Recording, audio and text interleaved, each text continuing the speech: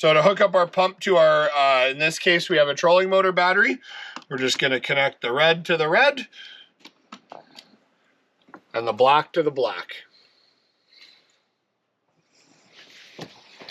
Now, the final chamber that we're going to pump in our boat is the keel. So on our Bravo BTP 12 pumps, we have an adjustable dial.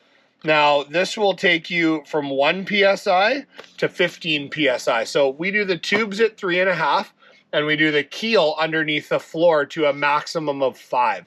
You can also do it at 3.5. We notice a difference out on the water, especially with a larger outboard. It just keeps everything a little bit more rigid inside the boat.